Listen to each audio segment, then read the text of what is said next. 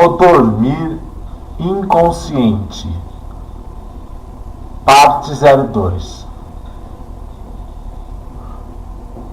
O dormir consciente passa também pela questão do dormir inconsciente. Por quê? Porque nós, quando vamos adquirindo a vontade e o desejo no fim do dia, ou durante o dia diurno, horário diurno, de sonharmos ou dormirmos, ou simplesmente relaxarmos, nós passamos por um processo consciente e depois inconsciente, onde a inconsciência vai estar ligada ao desligamento, corrigindo ao desligamento do horário, do tempo. Mas muitas pessoas ficam ligadas no tempo também, continuam ligadas. Quando estamos dormindo, por exemplo, estamos ligados em rádios, televisões, apesar de estarmos inconscientes, deixamos nosso relógio biológico muito agitado e muito alerta. Isso não é bom. Por isso que é bom dormir sem barulho, dormir tranquilo, dormir sem voz, sem carros fazendo barulho. Lógico, nossa cidade se torna muito difícil, quase inviável, mas, se possível, fazer um horário de sono tranquilo, num local tranquilo, isso é qualidade de vida e pode levar ao bem-estar da saúde como um todo, como dissemos na parte primeira. Ou seja, nós estamos ligados no mundo consciente o dia inteiro, quase 24 horas. Só que nosso relógio também trabalha inconscientemente. Por quê? Porque o consciente está ligado ao consciente de forma integral, de forma natural, homogênea. Então, nós corrigimos assim falhas do nosso dia a dia, consultando a nossa memória inconsciente, fatos que nos vêm, que nos trilham o caminho do dia a dia neste mundo. A parte relacionada ao dormir consciente também está ligada ao processo da medicação ou da automedicação. É bom evitar a automedicação, viu, amigos? Evitem a automedicação. Procurem fazer apenas o processo de acompanhamento médico para vocês diminuírem e desacelerarem o cérebro naturalmente. Mas existem formas naturais também de você desacelerar o cérebro, como, por exemplo, tomando um maracujá. O maracujá com açúcar ou maracujá com iogurte no horário noturno, 2, 3 maracujás no potinho com açúcar, nossa, produz efeitos ótimos para todo o organismo, relaxando o organismo e fazendo com que o mesmo não se desgaste, produzindo sensações e emoções muito boas, muito assim, corrigindo, muito qualitativas e amenizadoras do processo psíquico como um todo.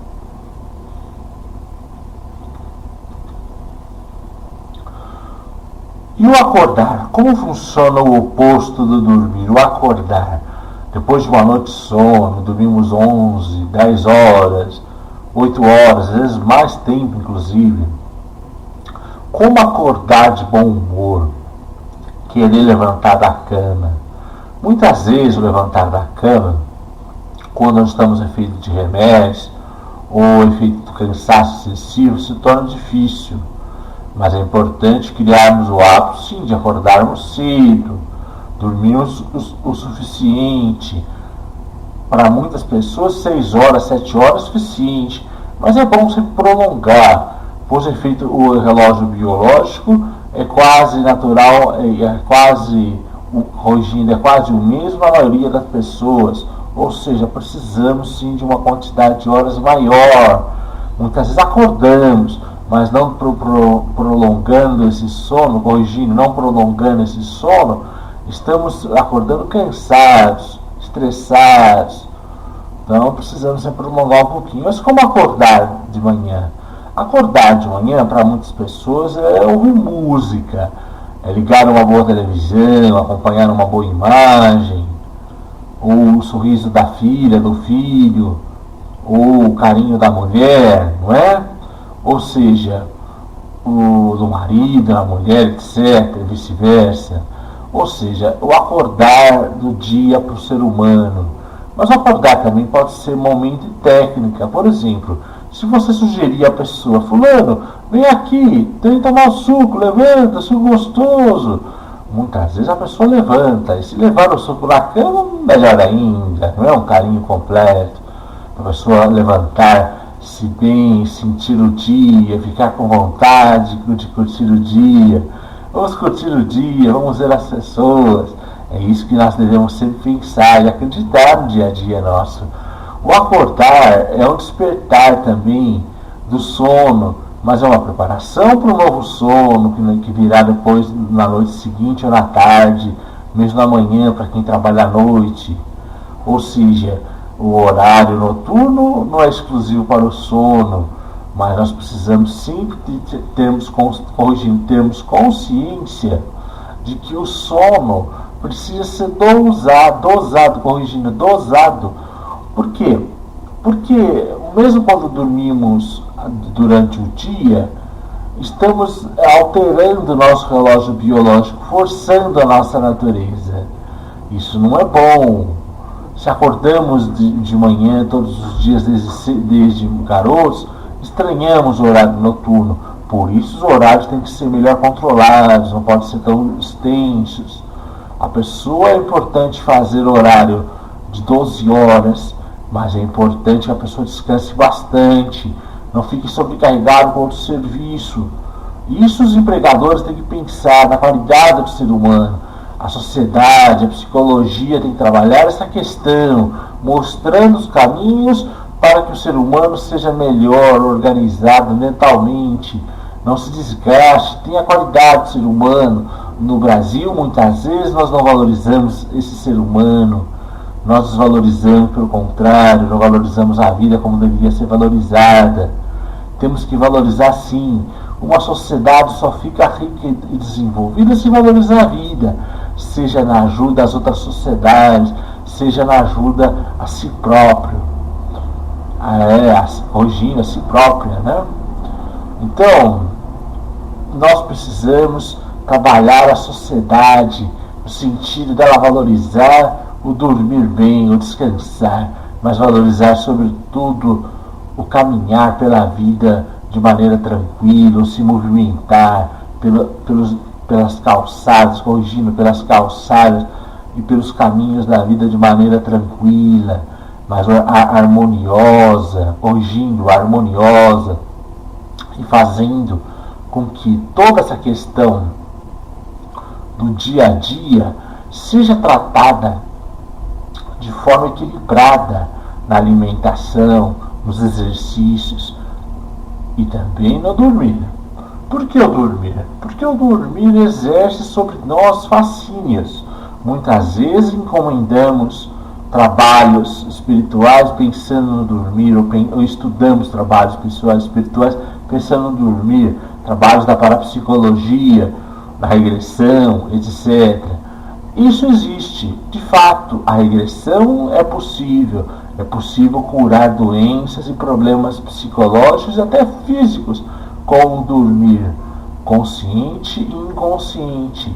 Agora, nós precisamos ter sonhos de vontades gradativas, nem tudo é resolvido de uma vez, às vezes demora tempo.